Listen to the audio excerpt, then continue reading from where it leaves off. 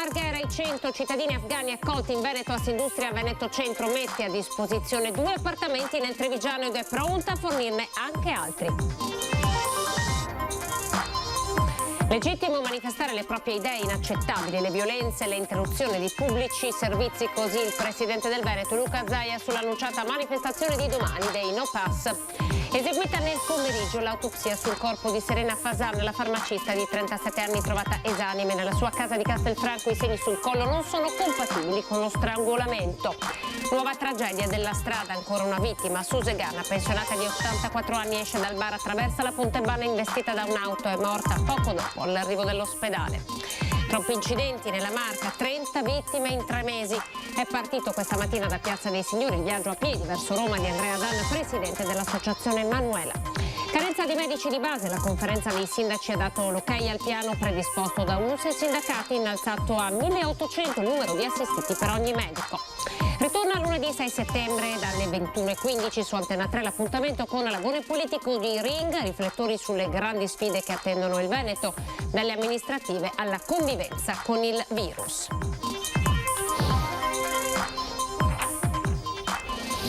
Eccoci, buonasera, ben ritrovati in diretta come sempre. L'informazione di TG Treviso parte con questi nuclei familiari, i primi afghani che stanno arrivando in Veneto. Sono attesi i primi 100 profughi afghani a Marghera, abbiamo lì un nostro corrispondente e poi in collegamento Christian Arboit direttamente da Casier, dalla caserma Serena, proprio per attendere la prima corriera con i 21 profughi che saranno ospitati nella Marca. Vediamo se riusciamo a collegarci subito con Christian in diretta dalla caserma Serena. Christian, buonasera.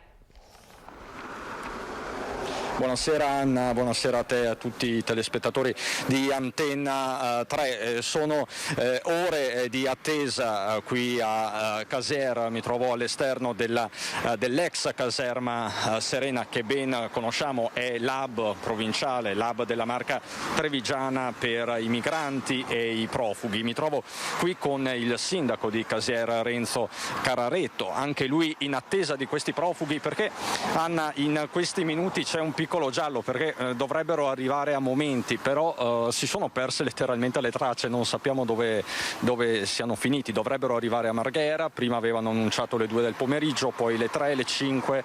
Lei sindaco so che è in contatto con la prefettura, qual è lo stato dell'arte? Ma sì, diciamo innanzitutto buonasera a tutti, diciamo che questa è la situazione dopo l'incontro fatto con il prefetto, che oggi devono arrivare queste 21 persone su naturalmente composizione di nuclei familiari. Siamo in attesa, i tempi naturalmente del percorso che potrebbero arrivare fra mezz'ora, un'ora, 2 ore, insomma. Prima il passaggio all'ufficio immigrazione di Marghera, ma dovrebbe essere un passaggio formale perché di fatto queste persone si trovano in Italia ormai da 10 giorni, i tempi tecnici anche della quarantena sono già stati peraltro identificati, quindi di fatto una volta a Marghera saranno smistati nei vari centri provinciali. Per quanto riguarda la Marca trevigiana si parte come sempre, mi verrebbe da dire sindaco, dall'ex caserma di Serena di Casier per poi sviluppare, diciamo così, una ospitalità, un'accoglienza diffusa. Anche se diciamo questo percorso è totalmente diverso del passato, qui naturalmente ci siamo sentiti, ci siamo tenuti in contatto e abbiamo un po' questa predisposizione creata ad hoc proprio per questi afghani che arrivano e che ripeto sono famiglie e dunque è una cosa diciamo costruita proprio per il fabbisogno di queste persone che... Quindi lei dice un conto sono i profughi, un altro i migranti economici. Un anno fa a quest'ora più o meno eravamo qui per parlare di un'altra situazione. Anna, ricordo un anno fa le rivolte proprio qui all'interno di questa caserma dove era esploso un maxi focolaio di Covid, c'erano state delle tensioni. Dopo un anno cos'è successo? Qual è la situazione? Diciamo che è una situazione totalmente totalmente diversa, non possiamo certo paragonarla, anche perché dopo quel fattaccio tra virgolette la cosa è stata tenuta sotto controllo, gli emigranti qui attualmente sono diminuiti e sono seguiti e dunque adesso si dà atto a una situazione che credo tutti noi siamo consapevoli e dobbiamo cercare naturalmente di offrirci un po' con disponibilità di poter dare a mano a queste persone. Quindi c'è un dovere dell'accoglienza, questo tra l'altro Anna nei minuti in cui il generale McKenzie, il generale delle truppe americane, ha dichiarato chiuso ufficialmente l'operazione in Afghanistan dopo 20 anni. Questo tra l'altro con un giorno di anticipo sulla roadmap che era stata stabilita all'inizio, che era stata confermata anche dalla presidenza di Joe Biden. Questo nell'esultanza dei talebani che dicono finalmente avverrà il nostro progetto, si concretizzerà il nostro progetto politico di un emirato islamico. Sindaco, c'è il dovere dell'accoglienza a questo punto nei confronti di chi scappa da questo emirato? Credo di sì, come era stato detto prima, ci troviamo nella situazione proprio, credo anche umanamente parlando, di un dovere nei confronti di queste persone che hanno strettamente bisogno. L'unica cosa che ripeto, l'ho detto e lo dico, è di seguire e di fare naturalmente un'accoglienza che sia in tutti i termini, insomma, di umanità nei confronti di queste persone e di seguirli e non di poter metterli o abbandonarli come era stato fatto nel passato con tanti altri. Dunque la cosa migliore è quella, come si diceva ieri nel tavolo, di poter tutti insieme accordarci e seguire la cosa. Ecco, un approccio nuovo è quello che chiedono da giorni i sindaci, guidati anche dal rappresentante ANCI Mario Conte, quindi sì all'accoglienza ma con determinati criteri per un'integrazione effettiva di queste famiglie. Anna, siamo ovviamente in attesa, mi trovo qui con Francesco Ceron, se ci saranno notizie ti richiederò la linea. Per il momento da Casier è tutto. Grazie Christian Arboit da Casier con Francesco Ceron. Grazie. Allora, l'attesa dei primi nuclei familiari, i primi profughi afghani che arriveranno nella Marca trevigiana. E allora, dopo i primi giorni passati alla caserma Serena, andranno già direttamente negli appartamenti ai loro destinati e 2 sono stati messi a disposizione dagli industriali di Treviso. Se sarà il caso noi ci siamo, faremo anche la nostra per questo. Gli appartamenti potrebbero essere pronti già entro la prossima settimana, puliti, sistemati e attrezzati di tutto quello che servirà per restituire a 2 famiglie in fuga dall'orrore dei talebani una parvenza di vita normale. E sono stati proprio gli industriali trevigiani a farsi avanti, ad unire a quella di semplici cittadini la loro messa a disposizione per l'ospitalità. Ad oggi sono 2 i locali, Roncade e Casier, ma se sarà necessario, come confermato dal presidente Destro, ne saranno offerti altri. Non possiamo pensare solo a quello che succede all'interno delle nostre aziende, ma dobbiamo vedere quello che succede anche all'esterno. Appena è scoppiata l'emergenza Afghanistan, noi ci siamo impegnati a dare la nostra disponibilità, non solo per l'accoglienza, che stanno già seguendo molto bene le prefetture di Padova e Treviso, ma anche nell'impiego di queste persone che arriveranno in Italia e nel nostro territorio. Ospitalità, ma anche lavoro, ed è questo il secondo fronte dell'accoglienza, il primo vero passo verso l'integrazione. Lavoro che gli industriali confermano essere ripartito con la stabilizzazione dei contagi anche grazie al vaccino. Industria in ripartenza dunque, con la produzione che in certi settori supera addirittura i livelli pre-Covid. Ma sulla spinta in atto pesa il freno tirato della logistica e i costi delle materie prime divenute in certi casi introvabili. C'è un ritorno importante alla crescita sia della parte industriale che della parte di fatturato, e la crescita importante anche dell'export. Il problema delle materie prime purtroppo è ancora un problema assolutamente evidente e forte in diversi settori, e legato alle materie prime c'è anche un problema di trasporti molto importante.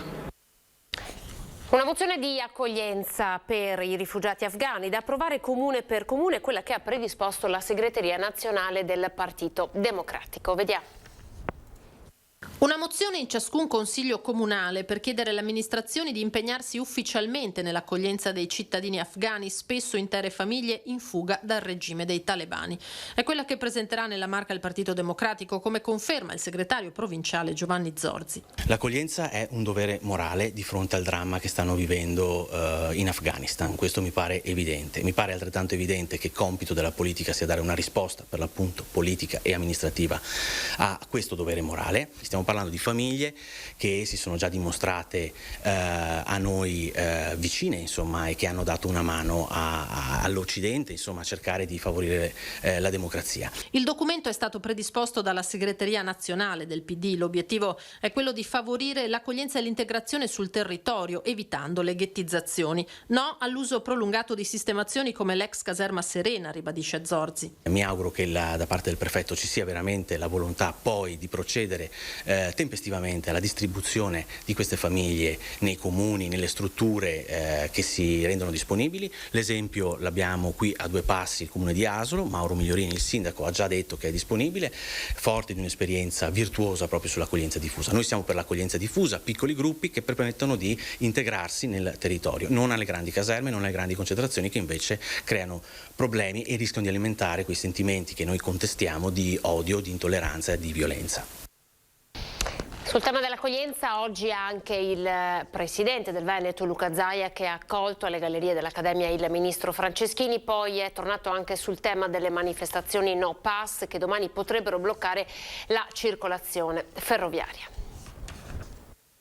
Io penso che la protesta, la manifestazione, anche di chi non la pensa come me, debba essere difesa. È giusto che possano manifestare le loro idee, ma non si possa arrivare a interrompere pubblici servizi come il caso dei treni. L'annunciata manifestazione dei No Green Pass per domani pomeriggio, con il blocco dei treni in molte stazioni, 8 anche in Veneto, fa discutere. Rischia di inasprire ulteriormente un clima sul tema dei vaccini diventato ormai pesantissimo, con violenze e minacce inaccettabili. Sulla questione torna anche il presidente del Veneto Zaia. Il linguaggio utilizzato da alcuni e le gesta di pochi non fanno onore di certo a chi non si è vaccinato, perché le aggressioni giornalistiche vanno assolutamente censurate e condannate senza se e senza ma le aggressioni in generale, pensate a tutti noi amministratori cosa abbiamo subito fin dal primo giorno. Penso che ogni amministratore, anche l'ultimo sindaco del comune più piccolo, può presentare le sue lettere anonime con le minacce, nel senso che ormai è quotidiana.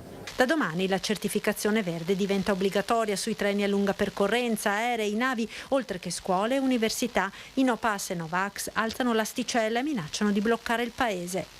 Io non sono convinto che la soluzione sia quella dell'obbligatorietà del vaccino, di far pagare le cure, per carità, però è pur vero che ci si debba incontrare a metà strada. Non è possibile che ci sia un popolo che ha scelto di vaccinarsi e una parte minoritaria di questo popolo che vorrebbe, diciamo, dettare le linee del comportamento. Decisamente no. Altro tema caldo nel dibattito politico di queste ore è quello dell'accoglienza dei profughi afghani, con l'arrivo di un centinaio di persone in Veneto. Io penso che, come abbiamo detto, chi scappa dalla morte, dalla fame e dalle persecuzioni deve essere aiutato, senza se e senza ma. Dopodiché è giusto fare un distinguo tra questi profughi afghani e penso alle navi piene di cittadini del Nord Africa che noi ce li ricordiamo tutti, arrivavano con le scarpine da ginnastica, con la borsetta a tracolla e con lo smartphone in mano, dicevano che erano profughi, poi abbiamo visto che profughi erano. Dunque domani le annunciate manifestazioni minacciano i no pass di bloccare le stazioni di Treviso e di Conegliano. Da parte delle istituzioni di Treviso è arrivato un ultimo appello a rispettare la legge. Si sono già presi abbondantemente gli spazi nelle piazze, ora andare a bloccare un servizio come quello dei trasporti e delle ferrovie credo che sia qualcosa di assolutamente scorretto, e io mi appello sempre al buon senso delle persone e comunque insomma, la prefettura sta tenendo monitorata la situazione, le forze dell'ordine cercheranno di garantire i servizi. È un appello al buonsenso e alla moderazione quello che il sindaco di Treviso lancia in No Pass, che per domani hanno annunciato l'intenzione di bloccare verso le 2 del pomeriggio la circolazione ferroviaria in 54 stazioni italiane, tra queste il capoluogo della Marca e Conegliano. Lo stesso prefetto ha sentito in giornata le forze dell'ordine. I dispositivi sul territorio, in particolare sui siti indicati, saranno potenziati in supporto all'attività della Polfer. Sono stati approntati servizi in aggiunta a quelli che solitamente fa la Polfer, perché poi la Polfer ha questo come compito, quello insomma di verificare che all'interno delle stazioni tutto si svolga regolarmente. Come ho già detto, nessuno può immaginare che per sostenere una causa, giusta o meno, in questo caso discutibile, mi permetto di dire, lo faccia addirittura impedendo alle persone di muoversi o bloccando un servizio essenziale. Chiaramente questo non può essere. Quindi possiamo dire che nel momento in cui faranno qualcosa che va al di fuori della legge saranno subito bloccati? Saranno bloccati, ma saranno anche denunciati e quant'altro. E a proposito di manifestazioni No Pass, difficilmente sarà concessa di nuovo Piazza dei Signori, soprattutto dopo la controprotesta di ristoratori e commercianti esasperati per la fuga di clienti. Il sindaco conferma l'ipotesi Piazza Borsa, ma non solo. Sposteremo sicuramente la piazza che abbiamo messo a disposizione, da Piazza dei Signori a Piazza Borsa. Stiamo valutando anche altri spazi. C'è da dire però che ormai abbiamo tutti capito qual è il loro pensiero, e quindi continuare ad occupare, no, le piazze con i loro pensieri, e stiamo vedendo in alcune piazze in Italia anche con violenza e comunque con slogan sicuramente poco simpatici, credo non faccia onore nemmeno a quei manifestanti che vanno in piazza per esprimere un loro pensiero. Voltiamo pagina perché è stata eseguita nel pomeriggio l'autopsia sul corpo di Serena Fasan, la farmacista di Castelfranco, trovata senza vita alcuni giorni fa in casa. L'esame sembra escludere la morte violenta. Non c'è motivo di pensare ad una morte violenta. L'autopsia sul corpo di Serena Fasan, la farmacista 37enne, trovata morta dal compagno nel suo appartamento a Castelfranco, sembra confermare le prime ipotesi degli inquirenti. Non ritengo che sia stata strangolata, dice il dottor Alberto Furlanetto, il medico legale che ha eseguito l'esame. Per capire esattamente cosa abbia provocato il decesso di Serena saranno necessari ulteriori esami ed accertamenti, ma secondo il medico non ci sono motivi per pensare che le lesioni rinvenute sul collo della giovane farmacista ne abbiano causato la morte. Lesioni molto superficiali, ha confermato l'esame, forse causate dai primi tentativi di soccorrerla, forse provocate da lei stessa quando è stata colta da malore.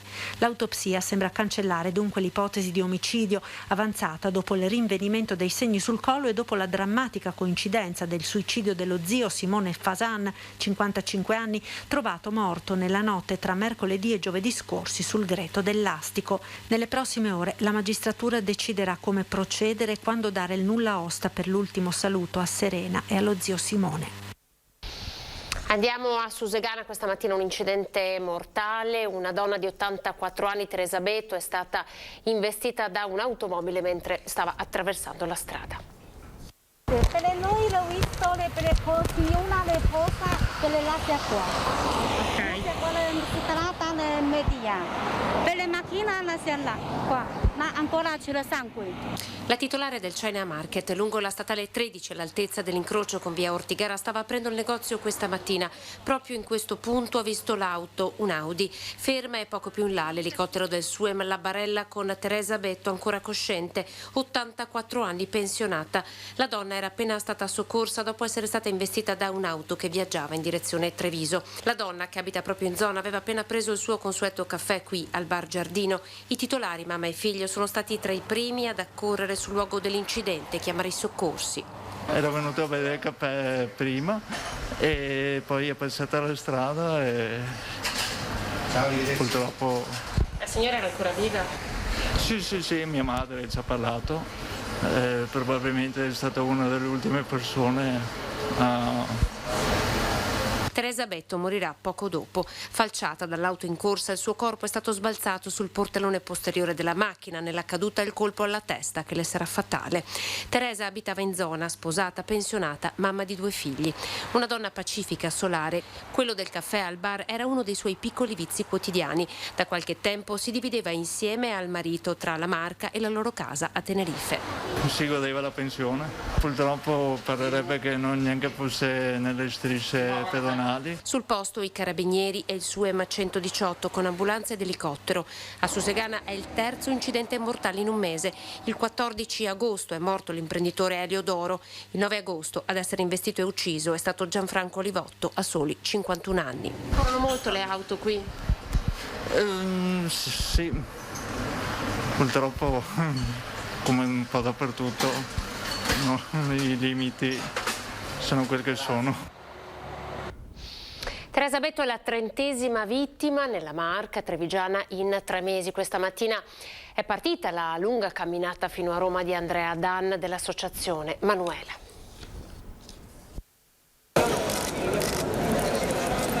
Scortato simbolicamente dagli agenti della locale in bicicletta e da alcuni poliziotti in Piazza dei Signori, Andrea Dan ha iniziato il suo viaggio in nome della sicurezza stradale che lo porterà a raggiungere Roma, zaino in spalla, cercando di volta in volta ospitalità.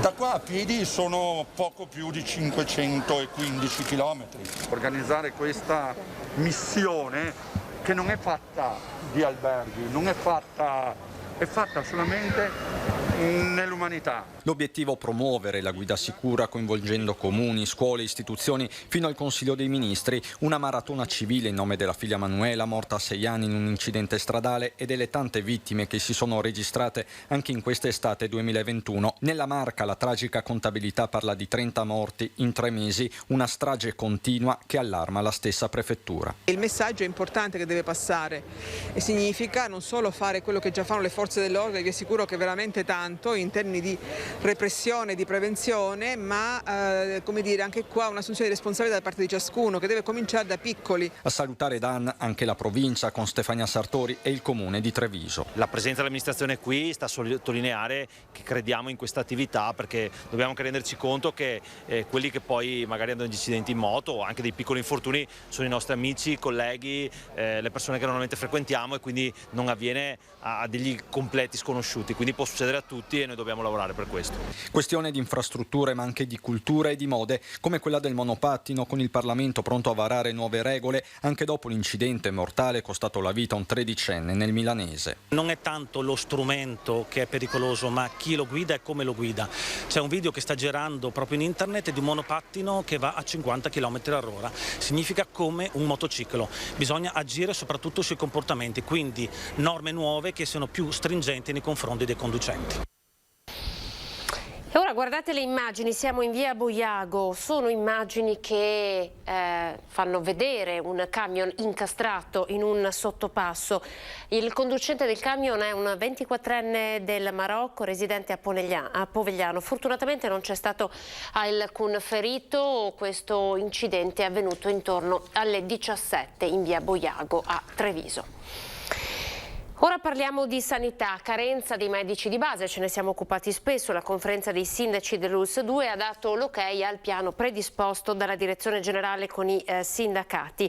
Cresce intanto il focolaio balcanico a Treviso e c'è una donna incinta ricoverata per Covid proprio nell'ospedale Cafoncello. La scelta è stata prima condivisa con le categorie e poi con le amministrazioni locali. Nel pomeriggio l'ufficialità nel corso della conferenza dei sindaci. L'ULSS 2 ha deciso di aumentare i pazienti massimi di ogni medico di base nelle zone dove c'è maggiore carenza, da 1.500 a 1.800 assistiti, una mossa d'urgenza per tamponare una falla sempre più evidente sul territorio, cui seguirà a stretto giro di posta il reclutamento di incaricati provvisori. Sarà coinvolto anche chi frequenta la scuola di formazione di medicina generale, un piano reso possibile, sottolinea la presidente della conferenza Paola Roma, grazie alla disponibilità degli stessi medici di base. A fine settembre ci sarà un ulteriore check, e questo in un periodo in cui la medicina del territorio è chiamata ancora una volta a fare la differenza tra monitoraggio del contagio da Covid e vaccini. Il focolaio balcanico è esploso nei giorni scorsi nella prova, ora dopo ora aumentano casi e ricoveri. Sì, si sta allargando a macchia d'olio, ormai siamo a 594 persone sostanzialmente che sono risultate positive nell'area dei Balcani, quindi macedoni, Kosovo e albanesi e rumeni. Quindi è un'area da tenere in seria considerazione, tanto che oggi ne abbiamo parlato anche con i sindaci e abbiamo deciso di trovare la strada per le varie capi delle comunità in modo tale da cercare di convincerli a vaccinarsi tutti. Vaccinazione che resta l'unica arma, dice Benazzi, anche per le donne incinte. Una è ricoverata in medicina a Treviso. E anche noi abbiamo una persona in ospedale a Treviso che è in gravidanza e che è positiva. Ecco, come sono le condizioni generali? No, per fortuna le condizioni generali della signora sono buone, quindi questo non ci preoccupa. L'altro capitolo, quello delle case di riposo, con lo stesso Benazzi che chiede a livello nazionale ed europeo di sciogliere i nodi su un'eventuale terza dose. Io credo che il nodo della terza dose sia fondamentale e la terza dose, umilmente non sono chiaramente uno specialista, però ritengo che vista la situazione e tenuto conto che in Israele sta funzionando la terza dose, magari qualche riflessione per farla subito si dovrebbe fare. Il virus torna nelle case di riposo, ma fortunatamente la barriera del vaccino funziona. Alla Sartor di Castelfranco su 15 anziani positivi, 10 si sono già negativizzati e sulle case di riposo si alza forte la richiesta di avere indicazioni urgenti proprio per quanto riguarda la terza dose. 15 ospiti e 3 operatori positivi al centro residenziale per anziani Sartor di Castelfranco, scoperti durante i tamponi di routine dopo il Ferragosto.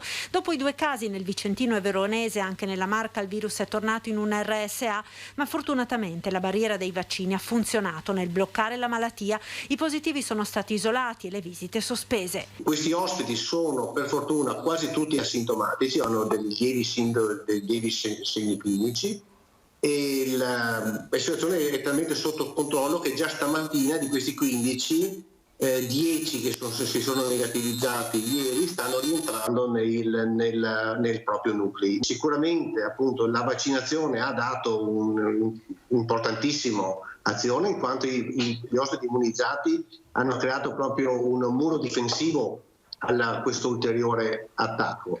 Al momento alla Sartor le visite sono state sospese, ma la RSA dovrebbe riaprire a breve non appena tutti si saranno negativizzati. Il virus pare sia entrato proprio dopo l'uscita all'esterno di un anziano che era stato portato da parenti al mercato, ma la questione che ora si pone è quella della terza dose da destinare a persone fragili e con minore risposta immunitaria, come sono appunto gli anziani. I vertici delle strutture lo stanno chiedendo con urgenza da settimane. Più si allungheranno i tempi per la terza dose, più credo, spero di sbagliarmi, ma che aumenti il rischio per i nostri ospiti, perché adesso con l'apertura delle scuole, credetemi, questi fenomeni cresceranno.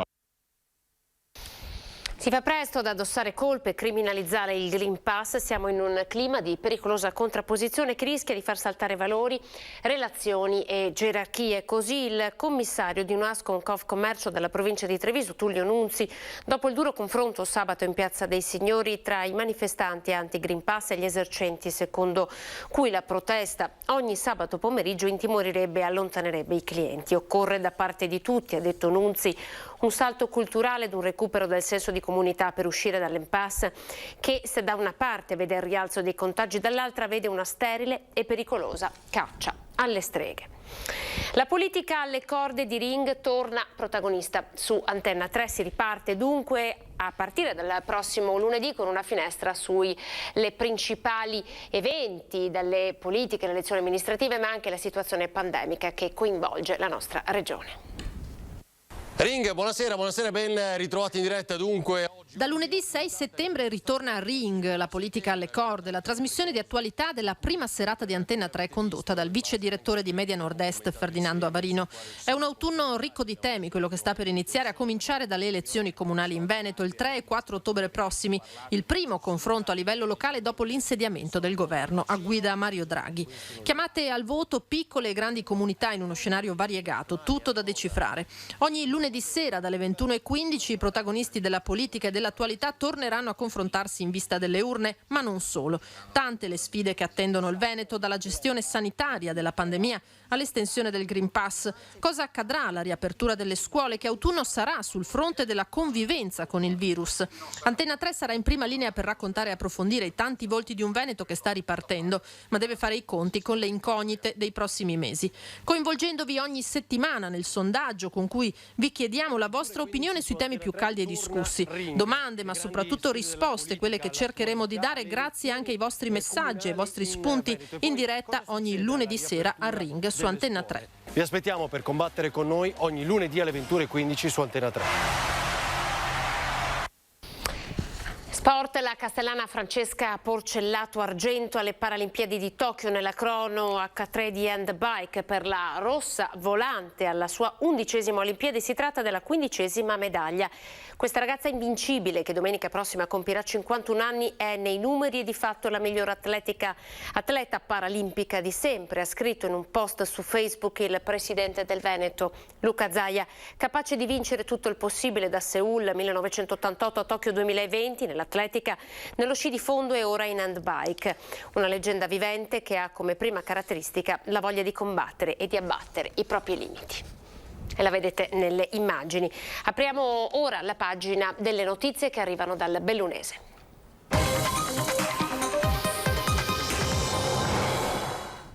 Apriamo con la cronaca, quinta giornata di ricerche con esito negativo in Val di Zoldo. Impossibile ritrovare Federico Lungato, il 39enne di cui non si hanno più notizie da giovedì scorso. Ieri il vertice in prefettura, la moglie Elena Pancera lancia una raccolta fondi per sostenere le operazioni di soccorso. È purtroppo ancora negativo l'esito delle ricerche di Federico Lugato, il 39enne di origini veneziane, scomparso giovedì mentre era impegnato in una escursione che lo avrebbe dovuto portare alla Baita Angelini nella zona del Tamer San Sebastiano in Val di Zoldo. All'attenzione dei soccorritori le immagini riprese dai droni che hanno sorvolato ripetutamente i luoghi in cui si presume che Federico possa essersi trovato in difficoltà, ma il fogliame e i mughi che ricoprono il terreno non aiutano. Servirebbe una tecnologia spinta a raggi infrarossi, ma non è detto che neppure questa possa aiutare le ricerche, che ad ogni modo proseguiranno per almeno un'altra settimana. Così si è deciso durante il vertice di ieri sera in prefettura, che ha visto al tavolo istituzioni e enti coinvolti nell'unità di ricerca. Il coordinamento delle operazioni sul campo è stato affidato al responsabile del soccorso alpino Alex Barattin, in stretta sinergia con il comando provinciale dei Vigili del Fuoco. Un importante supporto verrà fornito dai volontari di protezione civile, che anche da altre province stanno offrendo la disponibilità a concorrere nelle ricerche. Frattanto Elena Pancera, moglie di Federico Lugato, ha aperto una sottoscrizione di fondi per sostenere le spese dei pernottamenti e dei pasti delle persone che vogliono aiutare nelle ricerche. Ci mettono già le gambe, gli occhi, la voce, il cuore, spiega la moglie, che utilizzerà i fondi in eccesso per donarli al soccorso alpino, i cui volontari si stanno prodigando nelle ricerche, ad oggi senza esito alcuno. C'è stato un attacco hacker nella notte all'1:30 ai server virtuali collocati nel data center di Asco TLC per i servizi dedicati al consorzio BIM Piave di Belluno. Lo fa sapere la stessa azienda in una nota. L'attacco è stato di tipo ransom, un malware che rende illeggibili i dati tramite crittografia e di solito la chiave per decriptarli viene fornita in cambio di lauti pagamenti. I tecnici stanno verificando la situazione e cercando di ripristinare i servizi all'ultima configurazione funzionante. Sull'attacco hacker sono in corso ovviamente le indagini. E anche Belluno si sta attivando per accogliere i profughi afghani. L'amministrazione comunale ha deciso di mettersi a disposizione nell'ambito della rete SAI, sistema di accoglienza e integrazione, grazie al confronto costante con la prefettura. Le famiglie dovranno essere sistemate in appartamenti sfitti, arredati e comunque pronti all'uso. L'affitto sarà inserito nei costi generali della rete SAI. Il sindaco Massaro lancia un appello ai cittadini. Noi bellunesi siamo un popolo accogliente, sono convinto che chi è in condizione di dare una mano si farà avanti. La casa natale dello scrittore e giornalista bellunese Dino Buzzati spalanca le sue porte alla cultura. Torna l'evento Giardino Buzzati dal 3 al 10 di settembre. Un fil rouge di storie, di biblioteche e di scrittori, di fraseggi musicali lega il tema dell'edizione 2021 di Giardino Buzzati, Libri e Labbra, un titolo provocatorio sull'immagine di un disegno di Dino Buzzati datato 1969, perché i libri si raccontano e ci parlano. Così Valentina Morassutti, pronipote dello scrittore e giornalista bellunese Dino Buzzati, spiega il significato dei 4 appuntamenti che dal 3 al 10 settembre saranno ospitati nella casa natale di Buzzati in località San Pellegrino a Belluno, un evento che quest'anno convive con la necessità di rispettare le regole imposte dalla pandemia, perpetuando ricordo, memoria e valore di Dino Buzzati. Ci abbiamo creduto, è stato un percorso abbastanza complicato. L'associazione come sempre c'è e tutti i nostri soci volontari, che ringrazio, sono stati importantissimi per noi. Gli ospiti penso siano di grande taratura e di grande interesse, quindi invitiamo tutta la cittadinanza e tutte le persone a seguirci. Giardino Buzzati si inserisce appieno nella preparazione del cinquantenario della morte di Buzzati, con eventi che si dipaneranno fra Belluno e Milano anche in collaborazione con l'associazione Dino Buzzati di Feltre, che nacque per intuizione della compianta Nella Giannetto. A Belluno alla fine del 22 con Oltre le Vette torneremo sul Buzzati alpinista e quindi questa carrellata di iniziative in cantiere. Si inizia venerdì con l'inaugurazione del granaio di Villa Buzzati, restaurato dopo i danni causati da Vaia, e l'incontro con lo scrittore Antonio Castronuovo. Il 5 settembre parola alla musica di Schumann, l'8 la storia della nascita della grande biblioteca Buzzati e il 10 la lettura scenica per celebrare i 50 anni dalla prima edizione dei Miracoli di Valmorel. Questo era il nostro ultimo servizio, grazie per essere stati in nostra compagnia, vi auguro una buona serata. Le previsioni del tempo ora. Arrivederci.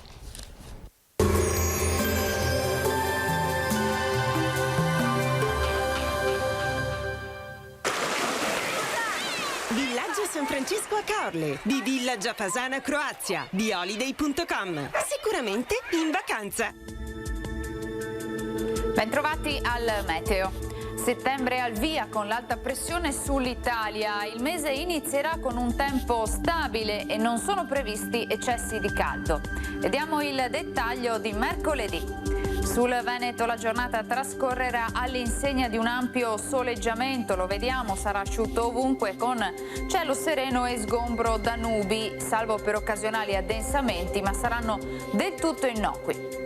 Temperature prossime alla norma, tipiche dell'inizio di settembre, minime tra 12 e 16 gradi, massime tra i 25 e i 28 gradi. Ci spostiamo ora sul Friuli Venezia Giulia, anche qui stessa situazione con sole dappertutto e cielo limpido. Non sono attese piogge particolarmente degne di nota. Temperature minime tra 12 e 18 gradi, massime sui 26 gradi. Infine diamo uno sguardo alla situazione del Trentino Alto Adige, anche qui sarà possibile qualche addensamento, specie sui settori di confine, tanto sole invece altrove. Temperature minime intorno ai 15 gradi, massime infine sui 29 gradi. Dal meteo per ora è tutto, vi auguro un buon proseguimento come sempre in compagnia di Antenna 3.